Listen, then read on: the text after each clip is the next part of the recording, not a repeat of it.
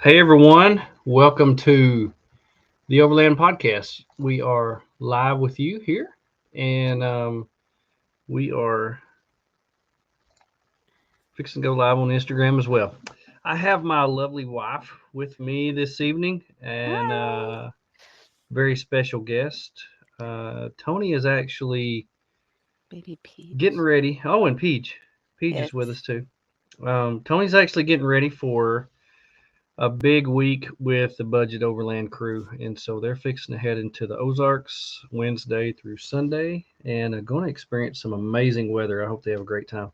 Oh, it's But he's getting gorgeous. ready for that, so we gave him the night off, and I invited my lovely bride, who's on the opposite end of the house, to come and share with us a little bit about our travels and your perspective. And some of this may be news to me. I don't know. We talk a lot. We share a lot of stuff.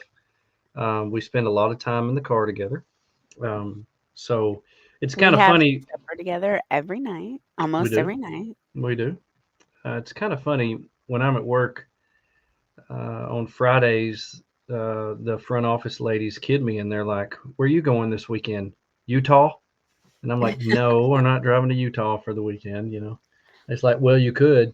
And I was like, "Yeah, we could. We'd get there and turn around and have to come right back." But um, anyway, we have been on several different trips now. We've been together for a while now. You're kind of an old hand at this, so I'm an I want to get expert. your an expert. That's right. I want to get your Not so perspective. much of an expert where I was like, when we were camping last weekend at the, what was it, the hippie hole, where I said, Yeah, if something happened, I don't know how it would get us out of here. yeah. We probably need to work on that, but yeah, we'll get to work on that. We'll see. Yeah. Well, I was Well, excited because I knew that I could put down everything. Like I knew I could pack up the trailer myself. I know I could get the clam all done. Like everything I could pack up. I just wasn't sure I could drive us out of there. yeah. Well, it was a pretty good jaunt to get down in there where we were, but I think you can do it if you put your mind to it. And two or three Yeah. tries and a couple bent fenders. I think you'd be able to do it just fine. And you might be, where's the trailer? And I would say it's back at the hippie hole. Yeah, if you could figure out how to take it off And the hook vehicle. it. Oh man! Well, thank y'all for joining us. You are live here on the Overland Podcast. Thank you for being with us. Here we go. Thank you for watching or listening to the Overland Podcast. We're excited to be here. We're coming to you live as we do each week, bringing you the latest in all things outdoors and overlanding. The live show contains listeners, so join us with your comments and questions. Here we go. No pros, just bros on this show. Well, it's not bros this week. It's just bro and And the wife. Bro and I the was wife. We'll go with throw that. it in. We'll go with that. We'll go with that. I am sitting here having an amazing cup of Joe that I fixed. I fixed you some as well. Yes, and my new brew trek French Yeah, press with Brew a Trek handle. French press. I got my Brew Trek French press. Love it as well. Hmm. This week I'm having some Canyon Craig. Enjoy some Canyon Craig from Logic Overland. I don't know if you've had any Craig. It is offer notes of cinnamon, vanilla, and hints of the mocha. It is delicious. I love It is Canyon Craig. I delicious. love sneaking his coffee when he's got that. It's so good. It really helps me get through the day and the night and the morning and all that. So it's really good. So anyway, Galen's on here. I don't know where Galen is. Galen joins us from like North Dakota and then Kansas and then different places like that. So Galen, thank you for joining us from wherever you are. We appreciate it. But anyway, I wanted to invite you to come on here. Thank I you. visited with Tony about coming on, and he said, "Man, I got so much to do." And Tony's he's kind of heading this thing up with Budget Overland. He's planned all the routes, so they kind of depended on him, to lead them out. So he's got to pack all his stuff, make sure he's got the route and stuff. So he had a lot to get done, and so anyway. I thought about having you on and starting from the beginning and Yeah. talk about a few of the places that we've been and then get your perspective about your experience as doing what we do from a female's Yes. perspective.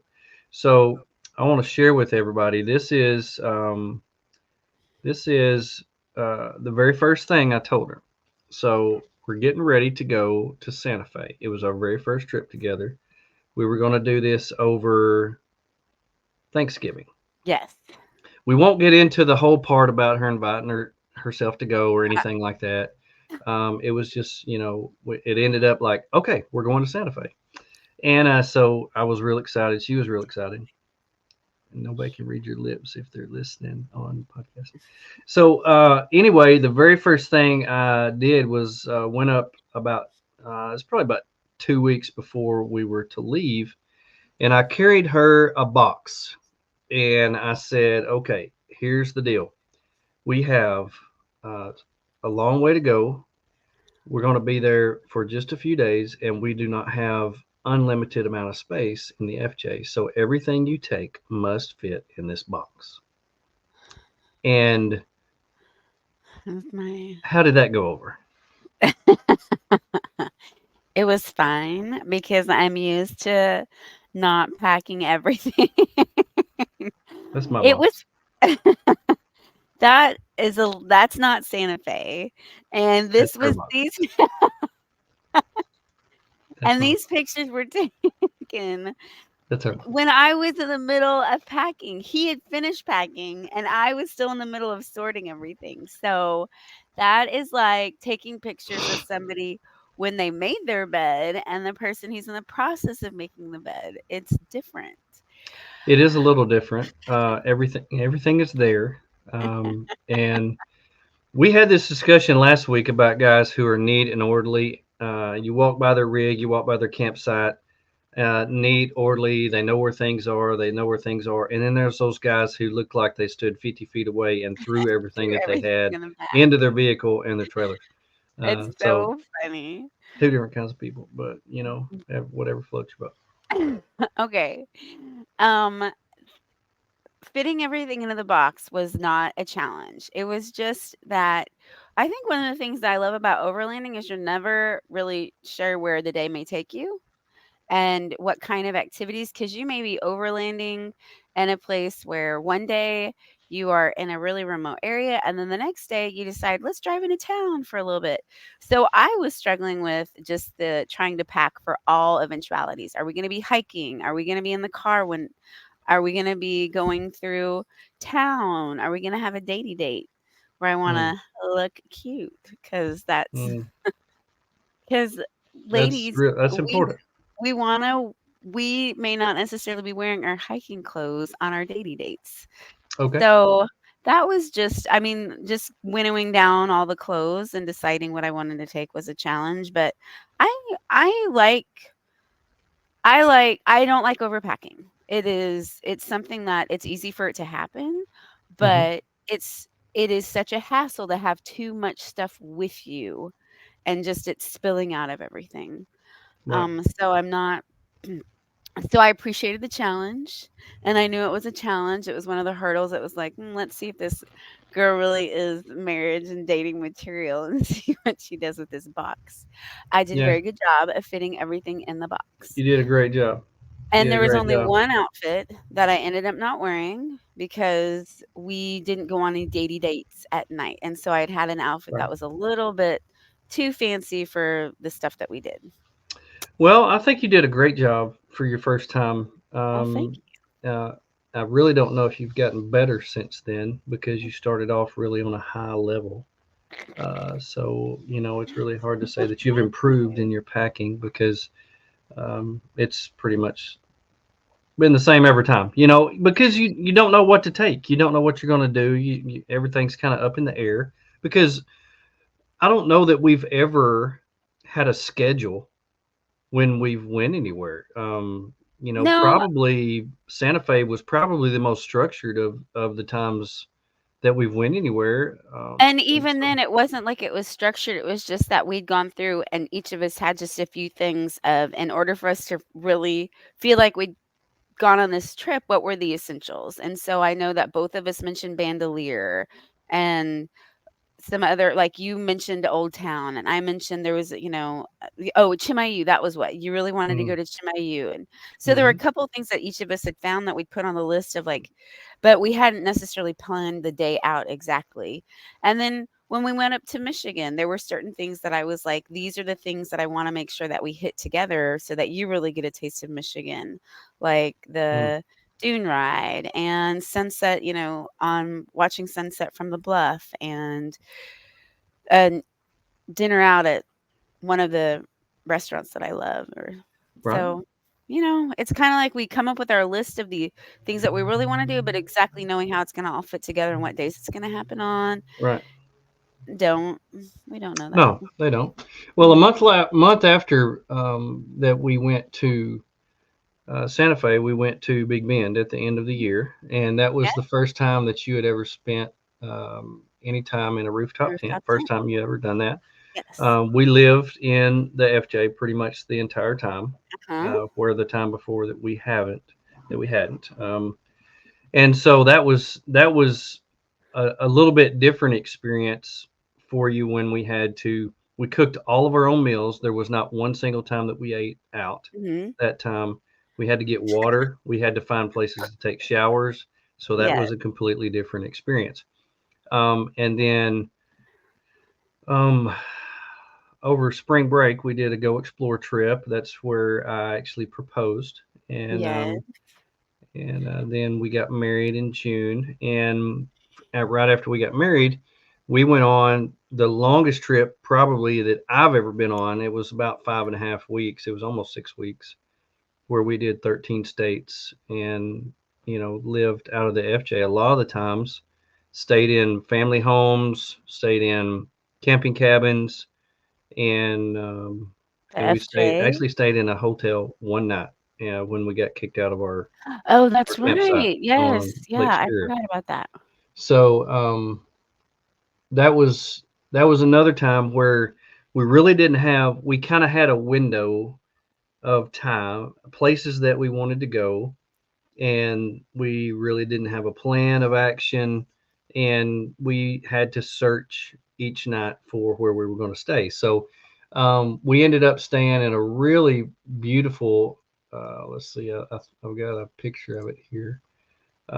We stayed in a vineyard, Mhm. um, Was and gorgeous.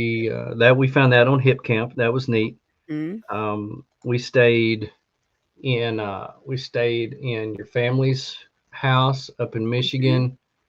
We stayed right on Lake Michigan underneath the Mackinac Bridge, which you can see here. That was one of the Yep, most in the beautiful sights that we had. And so we lived out of the FJ. Everything that we had carried with us for almost a month and a half, we had in that small vehicle. And so we were having to go to grocery stores and restock. We were having to Mhm. find water, potable water or filter water. We were cooking most of our meals again, but we one thing that we did on that trip that I really enjoyed was that we bought a lot of local foods Mhm. that were local to the areas that we were in. We got to eat Yeah. pasties, we got to eat whitefish, we got to eat um, Did a a lot of lot of different fresh things. fruits and Fresh fruits. We had farmers probably markets. Stopped by a farmers lot of markets, farmers Amish markets. We markets. had probably one of the best sandwiches I've ever had in my life at an Amish Mhm. market in the middle of nowhere. And you just happened to see the sign on the side of the road, and we stopped and actually Mhm. bought a few things there. Yeah, it's So delicious. I think we brought some fried pies. fried pies. I think I bought one of every fried pie they had because while I was standing there, they came out with them and they were fresh, and I'm like, I gotta have them Mhm. all. And so that was really fun. So uh, between all those long trips and the short trips, going to you've been to more Expo, you've been to Rendezvous, Mhm. you've been to some of the shows now. and you've done quite a few of the weekend getaways that we've had. So, um, tell me what, tell me your perspective from the beginning. When I told you, okay, I I live in my car. So when I go, what do you do? What do you do for a hobby? Well, I live in my car and I go to the middle of nowhere. I live in my car.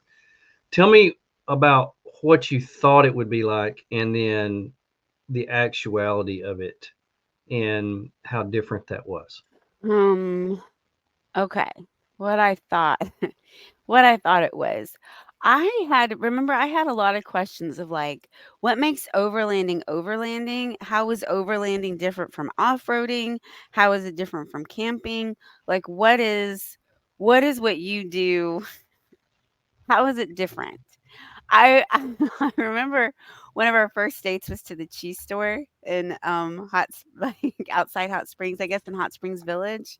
Mm-hmm. And that's one of the first times I was like, "Oh, I could love this," because we were able to go in and buy every single kind of cheese that we wanted without any worry, and you just came and put it in the fridge in the FJ. And I was like, "Oh my goodness, I think I love having a fridge. Like, this is amazing." Mm. Yeah, I But think you've I already told me that we can't go anywhere without a fridge anymore. It's too yeah, convenient. So yeah, yeah, I it's totally been get that. I love that. I love that I love not having to be married to eating out all the time when you travel. That's something that it's I love eating out, don't get me wrong. I love a restaurant. I love trying all the local foods. I love trying the local places, highbrow, lowbrow, in between brow, whatever. I love it. I'm the girl like I drive Unibrow.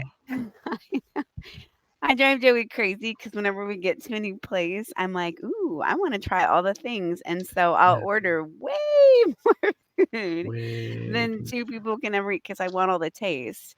So don't get me wrong, I love a good restaurant, but when you travel and eating out every single meal becomes ridiculously expensive, but then it makes it not quite as special, you know what I mean? It can Mm, not as special, and so I love the opportunity to cook and have that food with us, or not even cook, but just picnic. That's one of our favorite things to do mm, is just picnic, have get some neat cured meats, get some neat cheeses, have some crackers, pimento cheese, chicken salad, that kind of stuff, olives and grapes, and just have all the nibblies. So I mean, I that part of overlanding, I think was the first part that I fell in love with. Just the fridge and that the way that you were able to have food and yet still cook. Because and feel really connected to your food and connected to your place and a way beyond just eating restaurants, but actually going to their mm, markets and buying your groceries and getting to know a community that way. I love that. I fell in love, I love the rooftop tent. I love the convenience of it that wherever we can park, we know that we have if we can fit our FJ there, we can fit the car there, then we know that we've got a spot to stay the night. Love that part. So I think, but I don't think I realized at the beginning how much I was going to love it. I thought I think my impression of it at the beginning was like driving in really rugged areas, just really rugged roads that, you beat the crap out of your car. And then when you got to middle of nowhere, okay, here we are, let's set up camp. And yes, that some nights and some days are like that, but it's not mm. always like that. Yeah. Um, so yeah, I think like when I was thinking about things that I love the exploring aspect. I love that any place you can become more a part of and really get to, get to see what life is like there. The part that I don't necessarily want to do is I don't want to drive all day every day. Mm, Like when we're out exploring, like, you know, that's one thing I really like when we plan trips is thinking about how many hours, we want to spend in the car that day and make it, it's not just like exhausting driving, driving, driving, driving, and then setting yeah. up tents, setting up camp at night. I like getting I like switching it up.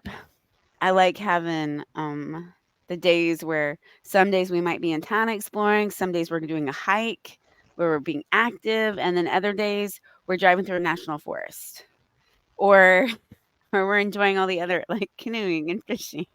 Yeah. That's me with that's me with my pike. I was very proud of that pike. You are holding on that thing for dear life. I was because It I didn't looks want. like you're about to squeeze it to death. I love it. Yeah. Well, I You, think those I teeth were caught a scared. fish. I caught a fish. I was proud of I that love that. fish. Yeah, that's a good one. Yeah. Yeah. So I love the exploring. I love that aspect of it. I don't want to drive it. I don't want every day though to just be drive, drive, drive, drive, drive, drive, drive, drive, drive, and Mm. then finally get to a spot and set up your camp late at night. Because part of the joy is exploring the areas that you're in beyond just the car, but getting out, walking, getting out, seeing the museum, seeing the downtown, walking to the lighthouse, whatever it is, doing the hike. And then getting to camp early enough where you actually can enjoy and sit in your, set your chair up. Think about what you're going to Mm. make for supper that night. Set your tent up, get settled, reflect on the day and not just and yeah. So I like that. Yeah, well, we have, when we're at home, and we've been stuck at home probably more in the last month than we have, probably since we've been together. And we've watched a lot of TV. We've watched a lot Mhm. of YouTube. We've watched some overland YouTubers, and there are those out there that okay, we've only got 2 weeks. We've got to see as much as possible in 2 weeks, and so they're driving 200-300 miles a day, not setting up camp till late at night. It's dark. A lot of times they're getting to a place where somebody already is, and they have to go find another place. And that's part of it. Not Yeah. getting to a place that you want to get. I mean, we experienced that this past weekend. We had this place in mind that I wanted to go. It's a place I'd always wanted to camp. And we got there. I actually got out and walked to the top of the hill to see if anybody was there. Nobody was there. We got there. We hadn't been there 2 minutes, and then three Mhm. Jeeps rolled Crazy in, pulling. and they were like, "Oh, we were going to camp here. We'll find another place." And I And we said, "That's fine." told them, we were like, "No, you guys, there's plenty of room." And they're like, "No, no, no." Right, and that's just part of it. You get Yeah. a destination in mind, and somebody may be there, and it's getting worse and worse all the time because there's more and more people Mhm. out there that you're having to compete with to get the spots. But the schedule. I'm with you. I wanna make it a little more relaxed, take a little more time, or cover as a little less area. Now I understand that the YouTubers out there, they have to put the videos out and they have to cover a lot of stuff and get a lot of video. I don't do a lot of YouTube, so that's not on me. Um, so I don't feel that pressure of having to put out 2 videos a week and having to cover 500 miles in 2 days and get all the footage and stuff like that. So I know it's different for them than it is for us, but I'm with you. I like a little more laid back. That's why I do this, to get away, to relax. This weekend, you spent a lot of time in your chair with your Kindle by the river, and or in in the clam with the fire pit because it was so stinking cold you couldn't go outside. So Yeah. you take a time to relax and unwind, and that's kind of why we do this. Yeah. And I don't ever wanna be setting up camp is one of those things that it's part of just overlanding. I like having the setup be as simple as possible, but I don't ever wanna be so tired from what we've done that day that I resent setting up camp. Hmm. Like that it's something, like it's where you're exhausted, where you're tired, where you just want to get in bed, where you're frustrated. And so I don't ever want to feel those feelings about setting up Yeah, camp. And I yeah, think one way to protect against that is just making sure that we're not that there's still some left in the reserve when we start yeah, making when we yeah. stop rather than being completely done when we stop. Yeah. Plus, my favorite time of the day is about an hour or two before the sun goes down. So I want to be done. I want to have dinner ready, cooked. I want to be sitting in my chair. I want to be enjoying that time. And Mhm. that's perfect. That's exactly Yeah. what I like and what I like to do as well. So we go well together in that aspect. Yeah. Did you think that the different things that you like to do, the other activities such as hiking or paddleboarding or swimming, did you think that they would mesh so well with overlanding? Yeah, I didn't ever I did never have a problem with the outdoorsy stuff, like worrying about the hiking and the paddleboarding and all that, because I knew we were going to be that. The part that I was wondering how it was going to work out was um the going through the towns, like Mm, going through old Santa Fe, going through, Terlingua, that stuff. I didn't realize that I thought that was gonna be something that, oh, we do that, but it'd just be on a different trip. And I yeah, love how you plan trips to where it all goes together. yeah, We will spend several days, like, we might be in the park at Big Bend for days, very remote, on River mm, Road, mm, camping, backpacking, and then we'll come out and, so we may be 3 or 4 days we're in the park, and then we'll come out and be like, "Oh, let's go see Terlingua. Let's mm, go do something. Let's yeah, go look at the ghost town and the graveyards, and let's go look at the goat mayor." And, yeah, I like the switch up, that I like that. So that part of me where I like the town, like, I love the outdoorsy stuff. I love the hiking. That is something that's always been important to me. But I love the museums, and I love seeing the other things too. I love how it goes together. yeah. Me too. Thank you for being on here, Richard. Thousand Trails and More. Give him a follow. He's doing a good thing out there. So, I want to give him a shout out and thank you for joining us on the show, Richard. Appreciate you being here.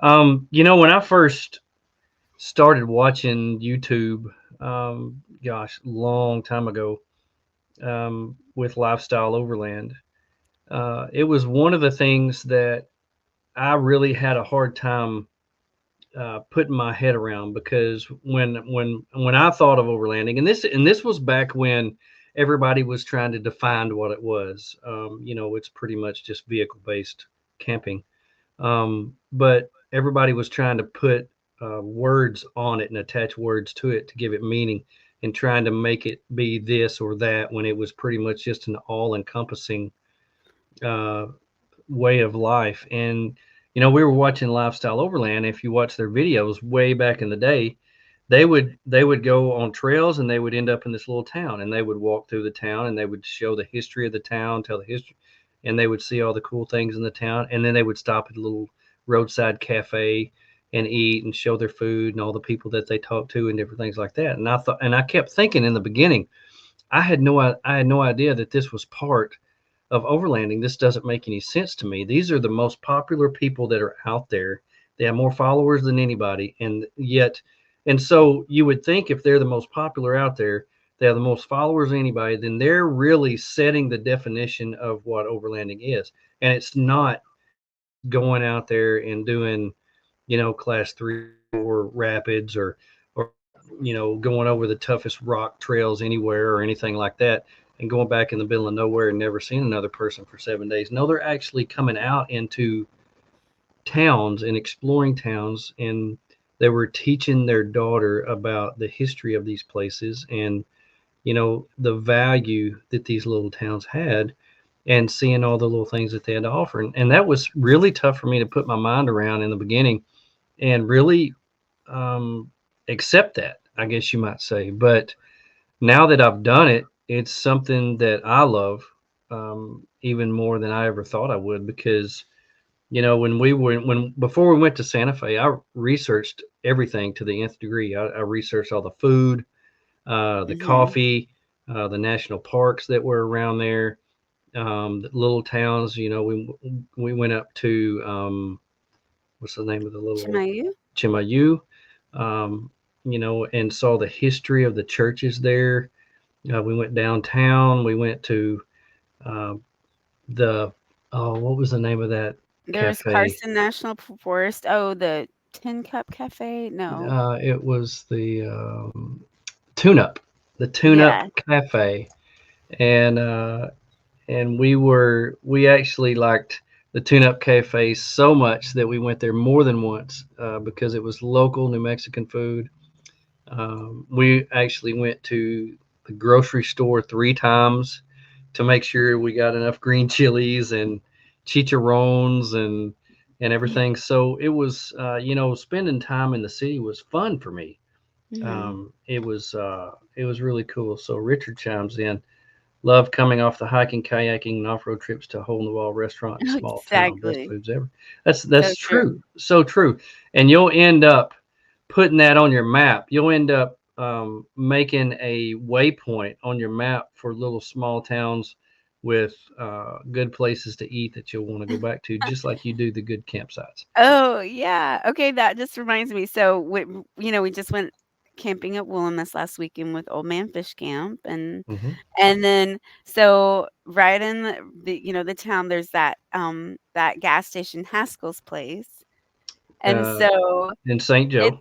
in St. Joe, and it's so funny because the first time not the first time we camped at Woolham, but one of the times we camped at Woolham, we just happened to go kayaking on the Buffalo with Matt McClellan on that trip. Mhm. And then while we hadn't taken any snacks other than water with us, and we just plowed down the river. I mean, everybody else was stopping to pull off and eat their lunch and go swimming, and we were like, "Nope, we didn't bring any food. Let's go." And both of us on that trip were like, "Oh, I wish we had a ham and cheese sandwich. That sounds so good. Oh, we'd love a ham and cheese sandwich." And so we get in the car, we go up the road, and what do they sell at that gas station but one of the best hot ham The and cheese best. sandwiches The you can best. Absolute imagine. best.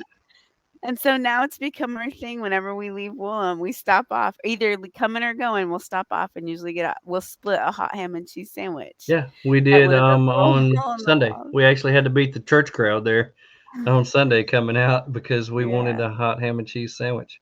It's I funny, we've done that 3 times now, and we actually stopped on the way in to get one on Friday, but they had already shut the grill down, so we had to yeah, catch one on the way on out. the way back. Yeah. Yeah, so yeah, that's definitely a part of who we are. Yeah. And just a little tidbit of information, if you're listening out there, there's a website that you can go to called Diners, Drive-Ins, And Dives, dives. Locations.com. So it's Diners, Drive-Ins, Dives, Locations.com, and it will tell you, or you look up by state, and it will tell you everything in the state. And that's how we found the Tune Up Cafe. And I had a list. So we had got past Amarillo, and I handed her the list. I said, "We're going to be there in about an hour and a half. It'll be lunchtime. Where do you want to go?" And that's where we picked that we wanted to go. And then about 3 days later, we went back because it was so good. So diners, drive-ins, dives, locations.com. You can search by state if you're going to travel. I will be looking at that for our summer trip that we have coming up to the I'm so Northeast, excited. so Yeah. we can get that. We've actually been watching a lot of videos on that too. So, Mhm. um, what about? Tell me about the people that you've met and the friends that you've made through this, through traveling, going to different places, doing different things, and is that really what you expected from doing this? Well, um, I mean, I have appreciated it so much because when we were dating and we were overlanding, like going weekends to camp outs, and there we go. That's Bryce Noonan, Danielle's husband. Hmm. He is such a cool guy. Yeah, Danielle and Bryce are just such a neat couple. I love spending you time with hit it them. off because y'all are both scientists, science teachers. Science So teachers. yeah, He's college, and I was at that time was high school. I'm now middle school, and yeah. who, but We I won't get think into that. I know I I appreciated it so much because it gave me moving to Conway after getting married. So I moved 2.5 hours away. And so it's Mm, not, I mean, I'm so blessed that I'm still, able to keep in touch with friends and family and still very connected. But I just really appreciated it because your involvement in that community, I had so many opportunities to get to know these really, really neat people that we're going to continue to be friends after our marriage. It was just mm, really neat to be able to start those and develop those friendships prior to our marriage. And I think it made the transition down here to moving to Conway so much easier. yeah. So, like that I already had just a lot of, relationships here in place that getting to know people in this area that just happened, to be part of the overlanding community and not live far from us, but also people that were in the overlanding community that were away from us that we were already seeing many weekends, throughout the year because of the events that we go to and because of the and not necessarily just events, but when we're gonna hit the, hit the outdoors for a weekend, we'll usually call up some of them and say, "Hey, what are you guys doing? Anybody want to join us?" Yeah. So I think I just appreciate the relationships because it definitely made that transition down to Conway a lot easier because I already, had made a bunch of friends. Um, the people are part of it. They're the main reason that the overlanding experience is so neat, and so supportive. Like, I mean, I just, Tony and Arla and Chris and Amy and Bryce and Danielle and Karen, Matt, and gosh, I know I'm leaving people out, but that have just been so, just so fun to spend time with and get to know. Yeah. And that's when you at camp, that's what you do is you set up camp. And you may go off, I mean, even that day if you're off-roading or doing whatever adventure you're doing, you're with people. It's usually you're either communicating on your radios or maybe you're tagging along with somebody in their rig because you're not driving your own rig, you're with somebody. So, yeah. Yeah. Yeah.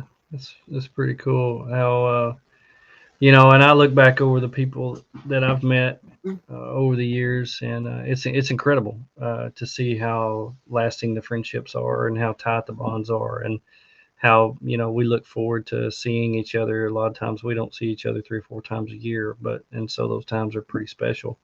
mhm. But Yeah. it's pretty amazing. And that's the thing, like some of the events may feel kind of like like same old ish, and I'm not like not trying to knock any events. But like when you go to once you've gone to an expo and you walk around and you see all the booths and you realize, okay, that's what this is, and then that there's only so many times, and it's the people that make it so exciting to go to. It's not necessarily like, yeah, the products are neat. Y- Of course, my husband's a gearhead, so he loves seeing all the things. But Sorry. it's the people that connecting with the people that make those expos and all that interesting. After Yeah, you've been to a few of them, it's the people yeah, that make you want to go back. that's true. So when it comes to overlanding, when it comes to vehicle-based camping, you as a female, Hmm. um, what I am a female.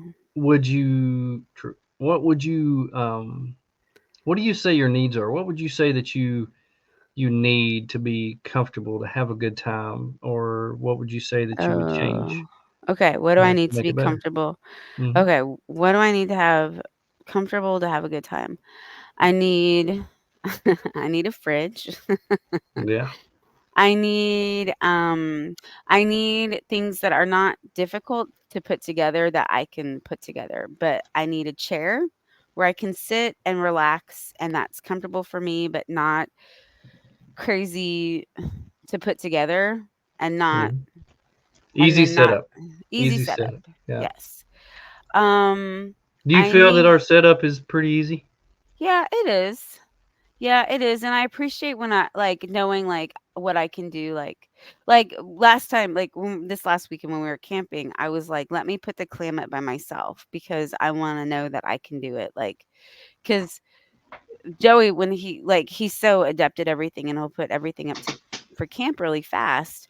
And so there are sometimes when I'm like busy putting our chairs together and I turn around and like, voila, everything's up. And so I'm like, let me put the clam up this time by myself so that way I can know for sure that I can do it by myself. Yeah. So yeah, our setup is pretty easy, but let me think the things that I really need to be comfortable. I need um I need a comfortable mattress. Mm. Definitely need a comfortable mattress. I need a plate and then a comfortable bed where I can be um where I can be close to you and snuggle with you. I need a chair where I can sit and relax. I need some place where we can get warm. Like where it's if the weather's nuts, that we can get warm and dry and Mm, and stay dry. I don't necessarily need I like some kind of special potty or anything like that. I'm pretty good at at making do with whatever's available. So it's not like I need a privacy tent or anything like that. Um I let me think, what else do I need? I need stuff that's not that I can do. Like I don't want stuff that's so big or so heavy that I can't figure out how to do it yeah. or that I can't put it together because it really is the kind of thing where if anything ever happened, if we were out camping and I needed to be the one that put it all up because of like something happened to you, I need to know that I could do that. Hmm. I need to be able to, yeah. I'm trying to think. I think I'm missing stuff that's important to me. You've missed one thing. You need What? a way to keep warm when it's Yes. extremely cold. We were very I thankful for the diesel heater this past weekend, yes. for the fire pits, for the clam. Where place where we could go, where we could still Yeah. be outside and stay warm.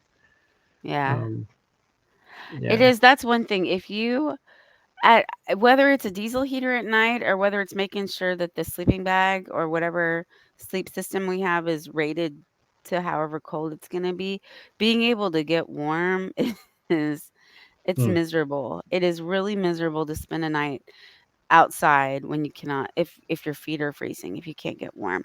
And that's one thing that I've realized like once if it's cold outside, once the sun sets, unless you're in a completely enclosed like gazelle or clam or something like that where you don't have just a mesh door but you're able to really capture the heat, unless you have a place like that that you can go, once the mm, sun sets, like yeah, like you have to have a really hot fire to really stave off some of the cold.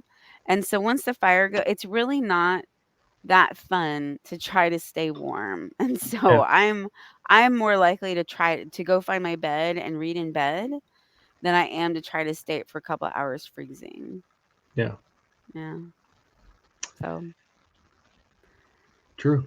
uh, True. it's We definitely experienced that this past weekend when Friday night and most of the day Saturday, I don't think it ever got above freezing, and so it was just miserable to go outside with the wind, and it was so and windy. so they had set up a little area inside a gazelle tent where there was like 8 of us sitting around in chairs just shooting the bull, around a propane fire pit, and they had brought so much propane. I think we went through 4 bottles while we were there, and you just sat there with your Kindle, and I think you said you read 3 books while we were there. I Um, did. so it was a nice place, and you even mentioned later that's the first time in a long time you've actually just got to sit down and read without having to do anything else. There was no cell service, there was Nothing. nothing to do except just sit there and relax. So We did get up and go walking a couple times. Like I we was like, did when the sun came out and it was bearable. I had my heated gloves on. I had 3 layers of jackets on, 2 layers of pants, and we bared it to get out. yeah. So yeah, it was It's something. different when you have that's the thing about when you look at the weather thinking about a camping or overlanding weekend, and when you look at the weather and you think, "Oh, it's 50s." Well, it's different when you are do not have when it's 50s and you're leaving from your house, going out into it, and then gonna be coming back inside your house. 50s Mm, when you're out in it for 24 hours and you don't have a warm house to get to that yeah. you've gotta figure out how you're gonna get warm. It's different. It's colder.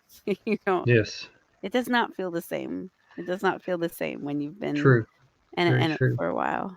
So if there was one, two, three, four, however many things that you could change about the experience, about what we do, how we set up, or where we go, or anything like that, what would your input on that be from the female perspective?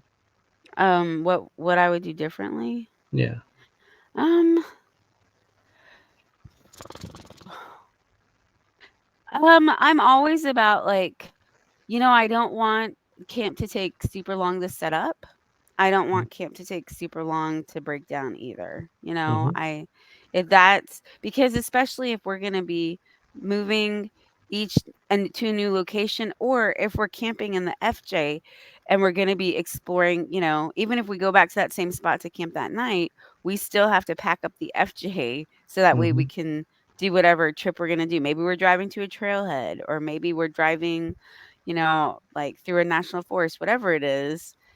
We have to pack up. And so it's not anything like changing. It's just that that's something I find is really important to me. I don't want to resent the camp experience. I don't want to resent the novelty of, you know, setting up camp, like the novelty of camping outside. And that can be something that interferes with the novelty or the enjoyment of it if it's too much, if it's too much. Um, I don't know. I think another thing that I think can be a pitfall of it is just the lifestyle is just the gear. The constant like looking at like, oh my gosh, like if we tried this or we can get this or we can like improve this or if we just had this thing, like that is never ending. It could Hmm. be never ending. And that can be really expensive. And then it's a lot of stuff. It's a lot of stuff. Then the next thing you know, you've got a garage Like full ours. of that's full of stuff when in actuality, and it's just the constant like trying new things and tweaking, trying new things and tweaking, Hmm. trying new things and tweaking. And I think I tend to be a little bit simpler. In my pictures when I'm hiking, you'll notice that a lot of time I'm wearing my same gray fleece Hmm. that I've had for forever because I'm like, if it works, I usually will tend to keep it because keeping up with the Joneses is a really expensive hobby. Keeping up with the newest thing is the really expensive hobby. Keeping up with something that, yeah, this works, but this might work even better is a really expensive hobby. And so realizing like trying to be content with enough of what you've got rather than constantly like wanting more or like, oh, I'd be happier if I just had this. I think that that's something that's a real like I think that that's a challenge that to guard against, I because it's think that's really probably easy. the toughest thing about this is the gear and the want to try to keep up, or to try to improve. That's one of the Yeah. reasons that Tony changed his setup quite a bit. Was that when he and I would go out together, I would be done setting up, and he and Arla would be 30 minutes to an hour more, and he'd say, just go on, we still got a lot to do. And I was like, no, I can help you. And I would go over and help them finish up. And since then, he's changed up quite a bit where he can pack up pretty quick. So it would be nice to have a place out there where you could try things out and take them out for a time or two, and say, oh, this is the bomb, or this is not what they said it was. It just takes too long, it's too big, it's too Or bulky. yeah, it doesn't work for us. It doesn't Yeah. work for us. It may work for somebody else, but it doesn't work for us. And then there's different applications, that we're going through now, because the FJ is pretty much completely done, and it's Mhm. exactly the way we want it. We actually have a trailer we can use, if we want to. But now we're taking a trip in the summer in the Subaru, and so we're trying to figure out how far do we want to go, how much stuff do we want to put on it, do we want to keep it simple, do we want to outfit it, do we want to, how comfortable do we want to be, what's the weather going to Mhm. be like, and can we just keep it simple and not have to put a whole bunch of money into another vehicle that's, and then we'll hurt the fuel mileage, which is one of the main Mhm. reasons that we bought the car. And so I understand that people buy things, try them out, don't work, put them up for sale or whatever. And that's why we're seeing more and more things now on Facebook Marketplace and out there, because they've tried things they didn't like, because they go to a place like Rendezvous or More Expo, Overland the Americas, or whatever, Expo East, West, whatever, 15 expos that they have out there, and they see something. Oh, this is the latest and greatest thing. That's cool. But that may have been developed and put out by somebody that's in Australia, that does not have to deal with the weather or anything, or the environment or the people or the terrain or whatever that we have to deal with. They may not. They may have 6 kids. You may have none. You may have 6 kids. They may have none. You don't know how it's going to be. So it's a totally different thing, and you have to try it out for yourself. And it's a shame that we don't have places like that that will let you have a tryout before you send it back, because otherwise there would be a whole lot of gear sent back that people look at for the first time, think, "Oh man, that's cool," and then they get it, and you're like, "No, that's not practical. It's too big. It's too bulky. It's too heavy. Takes too long to set up, or whatever." So we got to go a different route. Mhm. And I actually have, you know, throughout the years, went through a lot of gear trying to. You're actually seeing the best part of it, here on the tail end of it, because at the beginning, I was pulling my hair out, trying to get things that first of all, I could afford, and second of all, that would fit in the whole scheme of things, trying things out, and then moving along to try to purchase other things that would be a little bit better or take less time. Mhm. Richard says, I try to purchase all of our gear that multitask for hiking or an overnight float trip plus overland camping trip. It's tough. And yeah, you're It right, is. Richard. There's so much gear. And when we went on our honeymoon trip, we had two inflatable kayaks with us, not kayaks, but paddle boards. And we had to actually put a box on top of the tent to be able to carry those because there wasn't room. And so yeah, we loved it. We used them. We had a great time. We used um, a canoe that was at one of the places we stayed at several different times, and I was glad we didn't have to carry a canoe because that would have been awful. But trying to carry all the stuff, and that's what we're leaning towards for the Subaru this summer, is buying a smaller tent, using our backpacking gear to sleep, and that way we don't have to carry another sleep pad, another um, way to stay comfortable or whatever. We can use our backpack and stuff. So we're throwing that out there and kind of bouncing that off of each other to try to keep it simple on this trip. So yeah, that's what we're trying to do, is trying to uh, use a smaller car. And when you do that, you have to multitask your gear. And so that's one of the things we're going through right now too. Mhm. Galen said he just finished phase one of a trailer build. Oh, congratulations. Can't wait to see that. Exciting. Galen's going to put a cool trailer out there. The trailer is a whole different aspect. When you pull the trailer, you can actually set up a base camp, and you only have to do it once, and you don't have to do it every single time. Mhm. And, That's awesome. it takes it to a whole different level. I do. I did that was one thing I was so sad about, when we took the Subaru down to Big Bend, pulling the tiger moth, and we were so hopeful, and then the mileage went from 26 to 9, and Yeah, there went that dream, yeah. because it was just, like, the idea of, like, being able to base camp was so appealing, being able to leave everything set up at the camp and then jet off in the Mm. car, and that was wonderful, like, the trip down and the trip back, the gas mileage sucks, but actually being at Big Bend was fantastic. Oh, once we got there, it was great. It Yeah, was so super easy. We good. set up camp, and then we just zipped off every day to do, Yeah, what we wanted yeah. to do. Well, I agree with you there. Being able to set up things, take things down in a easy manner. That's what I've been working toward for years and years and years. And I think we've got it down pretty well. That if we just take the FJ, we can have. I can have the whole camp set up by the time you put the chairs together, and I like that.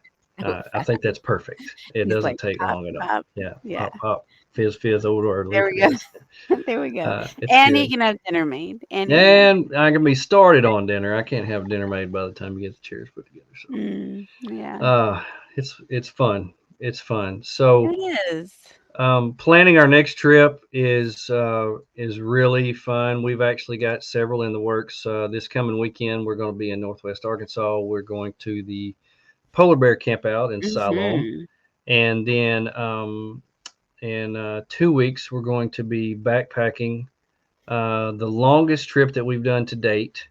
It's Mhm. going to be Eagle Rock Loop. I think it's 26 miles. We're going to do it in three Mhm. days. It's one of the hardest loops, longest loop and toughest loop in Arkansas. So that's going to be fun. We'll have to get together and talk about that. Mhm. And then over spring break, which is 2 weeks after that, we'll be backpacking for multiple days on the Washita Trail, and that's Yeah. going to be super fun. I'm excited about that, and hopefully Mhm. we'll get a lot of pictures, videos, and stuff to share that too. Yeah. So that'll I be think fun. one of the things that's made overlanding though so good is that just communicating with you with each other about what we want to get out of the trips and what we want to get out of our days, because it's just like with anything, like what just kind of calibrating what we want and making sure that we're talking about it, that we both Mm, have experiences that we will enjoy, that we're both feeling heard, and that we're both feeling like that the day has parts of it that